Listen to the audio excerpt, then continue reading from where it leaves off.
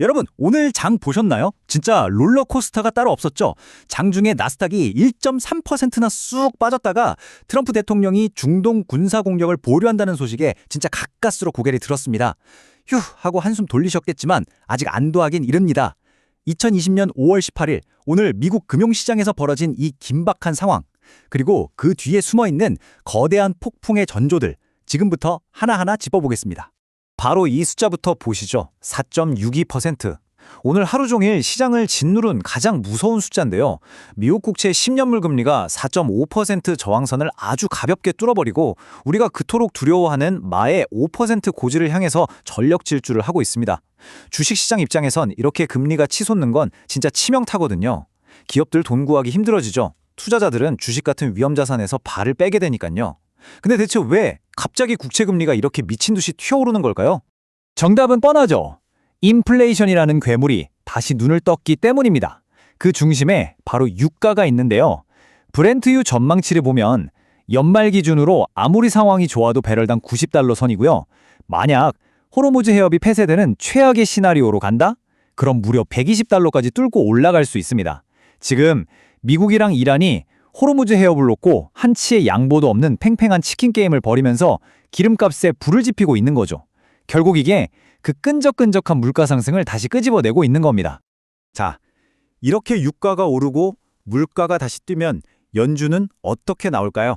한마디로 금리 내릴 명분이 완전히 사라져버립니다. 월가의 저명한 구루죠. 에드 야데니가 오늘 아주 등골이 서늘해지는 경고를 하나 날렸는데요.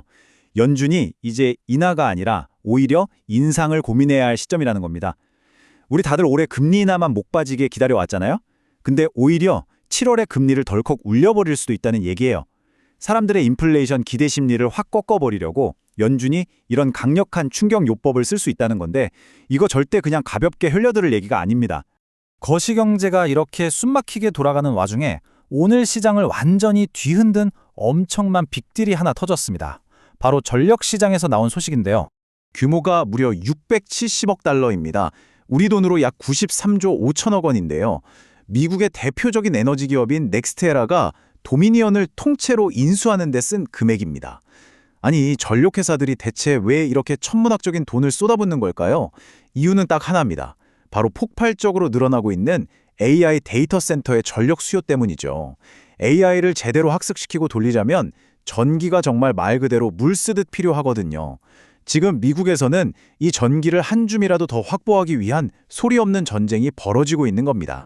여기서 우리가 주목해야 할 건 이 딜이 품고 있는 진짜 의미입니다. 우리가 흔히 지금의 AI 붐을 19세기 골드러시에 비유하잖아요. 넥스트에라의 이번 딜은 자기들이 직접 곡괭이 들고 금을 캐러 가는 게 아닙니다. 수많은 사람들이 금 캐겠다고 몰려들 때 그 금광에 꼭 필요한 물을 대주는 펌프 회사를 아예 싹 다 사버린 격인 거죠. AI라는 황금광 시대에 가장 확실하고 절대 없어서는 안 될 인프라, 그러니까 전력을 완전히 장악해버리겠다는 무시무시한 승부수를 던진 겁니다. 근데 이렇게 전력 인프라 쪽에 축배를 들고 있을 때 그동안 우리 계좌를 든든하게 지켜주던 반도체 쪽은 분위기가 완전히 딴판이었습니다. 짙은 우울감이 깔렸죠.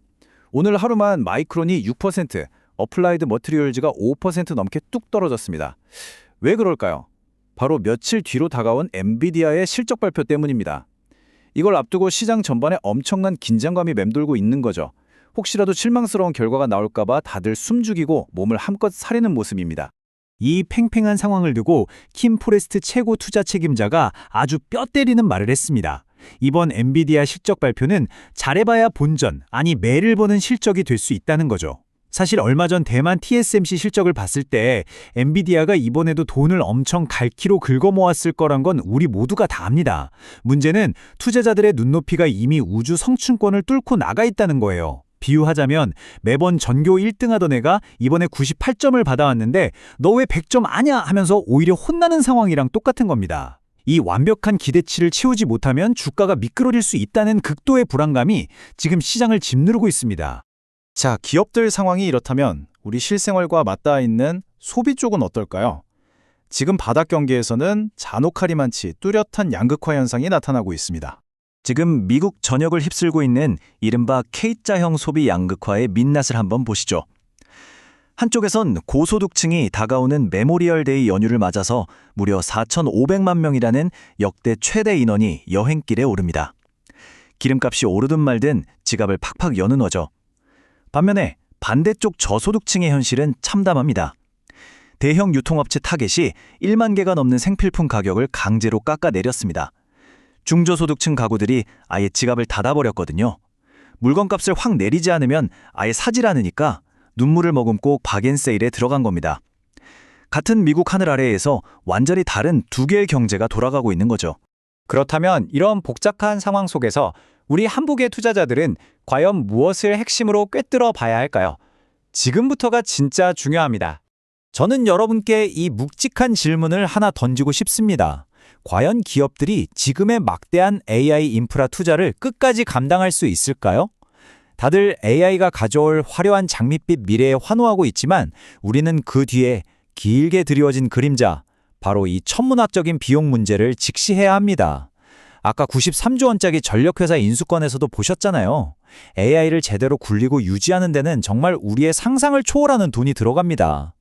과연 이 무지막지한 청구서를 기업들이 언제까지 감당할 수 있을지, 이게 앞으로 우리 시장의 가장 큰 화두가 될 겁니다. 여기에 쐐기를 박는 아주 놀라운 분석이 하나 나왔는데요. 크리스 맥시의 분석을 보면 구글이나 메타 같은 돈 잘 버는 빅테크들의 AI 설비 투자금, 즉 자본 지출이 사상 처음으로 그들이 벌어들이는 잉여 현금 흐름을 훌쩍 넘어서기 시작했습니다. 이게 무슨 뜻이냐? 지금까지는 자기들이 번 돈 안에서 충분히 투자를 해왔다면 이제는 버는 돈보다 들어가는 돈이 더 많아져서 결국 빚을 내서 투자를 해야 하는 임계점을 넘어 버렸다는 겁니다. 비유하자면 내 월급으로 감당 안 되는 명품 가방을 고금리 대출까지 끌어다 사고 있는 셈이죠. 시장은 머지않아 아주 냉정하게 묻게 될 겁니다. 그래서 그 비싼 AI로 돈은 언제 어떻게 벌어올 건데 하고 말이죠. 자, 그럼 이 미친 듯한 변동성 장세에서 우리가 살아남기 위해 반드시 머릿속에 새겨둬야 할 세 가지 핵심을 빠르게 정리해드리겠습니다. 첫째, 중동발 치킨 게임이 끝나지 않는 한 고유가와 끈적한 인플레이션은 계속 우리 발목을 잡을 겁니다. 둘째, 연준의 금리 인하는커녕 최악의 경우 국채금리 5% 시대가 다시 올 수 있다는 시나리오를 플랜 B로 단단히 준비해두어야 합니다.